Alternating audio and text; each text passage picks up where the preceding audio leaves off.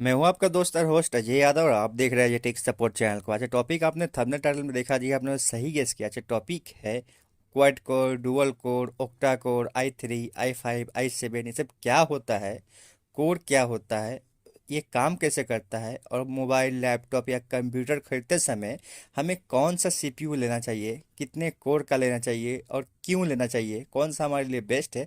सारा क्वेश्चन का आंसर आज इस वीडियो में मिलेगा। ध्यान रहे, एक बात का रिक्वेस्ट है, अगर आप लोग अपने पीसी को बिल्ड कर रहे हैं या नया लैपटॉप या नया कंप्यूटर या नया मोबाइल खरीदना चाहते हैं और उसका कोई गाइड चाहिए, तो आप मेरे चैनल को फॉलो कर लीजिए। यहाँ पे इस टाइप का नॉलेज बहुत अच्छे से दिया जाता है और आप लोगों को कुछ एक्स्ट्रा नॉलेज मिलेगा। तो ज़्यादा बकवास ना करते हुए अपने टॉपिक का शुरू करते हैं और सीख लेते हैं कोर के बारे में, यानी सीपीयू के बारे में। क्लियर?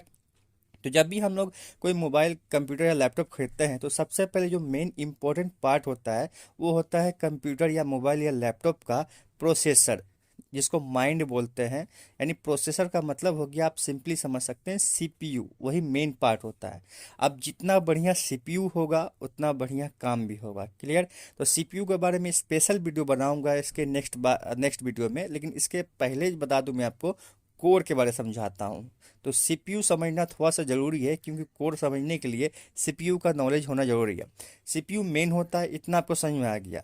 अब सीपीयू, कोई सीपीयू कितना बढ़िया काम करेगा, कितना फास्ट काम करेगा, कितना स्मूथ काम करेगा, ये डिपेंड करता है उसके कितने कोर है। कोर का मतलब आप समझ सकते हैं, हाथ। किसी आदमी का अगर एक हाथ है तो कोई काम को स्लो करेगा, देर से करेगा, अच्छा से नहीं करेगा। किसी आदमी का अगर दो हाथ है तो उससे फास्ट काम होगा। अगर किसी आदमी का चार हाथ है तो उससे फास्ट काम होगा, अच्छा से होगा, जल्दी होगा, है ना। अगर किसी आदमी का आठ हाथ है तो और ज़्यादा काम होगा। सेम उसी तरह प्रोसेसर यानी सीपीयू के लिए भी ये लागू होता है कि जितना ज़्यादा कोर होगा उतना ज़्यादा फास्ट काम होगा। किसी कंप्यूटर, लैपटॉप या मोबाइल में किसी सीपीयू का जितना ज़्यादा कोर रहेगा, वो कंप्यूटर, लैपटॉप या मोबाइल उतना फास्ट और स्मूथ और तेज़ी से काम करेगा। ये लॉजिक सिंपली बनता है। और हम लोगों को जब मोबाइल, कंप्यूटर या लैपटॉप खरीदना होता है तो हम लोगों को सीपीयू का देखने के साथ साथ उसका कोर को भी चेक करना चाहिए कि उस सीपीयू को कितने कोर है, डुअल कोर है कि क्वाड कोर है कि ऑक्टा कोर है, या i3 है, i5 है, i7 है, i9 है, क्या है, ये चेक करना पड़ता है।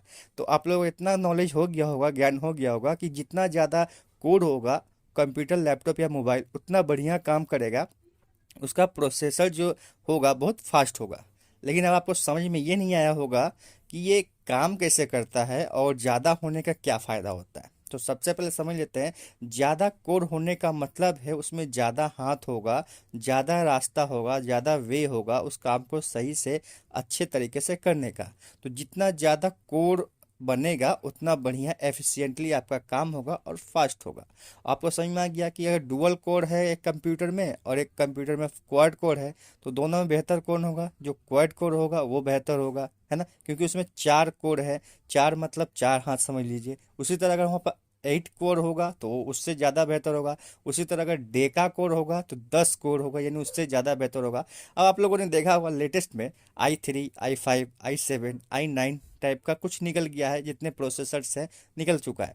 तो ये समझ लीजिए, डेका कोर मतलब 10 कोर। उसके बाद आता है i3 मतलब 13 कोर, i5 मतलब 15 कोर, i7 मतलब 17 कोर, i9 मतलब 19 कोर, है ना। इस तरह से बढ़ रहा है, इस तरह से सब बढ़ा हुआ है। तो जितना ज़्यादा कोर होगा उतना बढ़िया होगा। अब आपके मन में एक क्वेश्चन जरूर आया होगा कि सब dual core, quad core, octa core, Deka core इस तरह से नाम है, तो फिर उसके बाद नाम चेंज होके core i3, core i5, core i7, core i9 क्यों हो गया? ये लॉजिक क्या है? i3, i5, i7, i9 का आई क्यों लिख रहा है? तो यहाँ मैं बता दूं, प्रोसेसर जनरली कंप्यूटर, लैपटॉप में दो तरह के होते हैं, एक एएमडी का और एक होता है इंटेल का।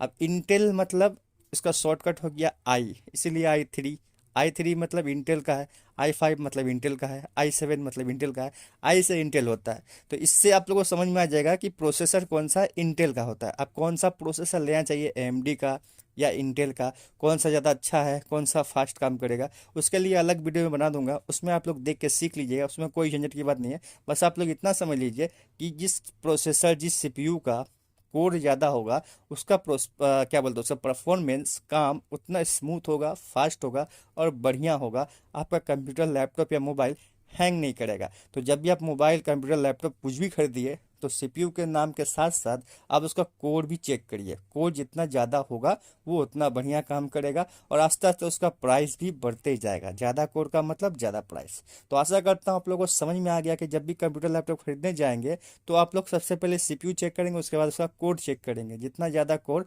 उतना बढ़िया काम। अगर वीडियो पसंद आए तो लाइक करना और चैनल पसंद सब्सक्राइब करना। तब तक के लिए बाय, जय हिंद, धन्यवाद।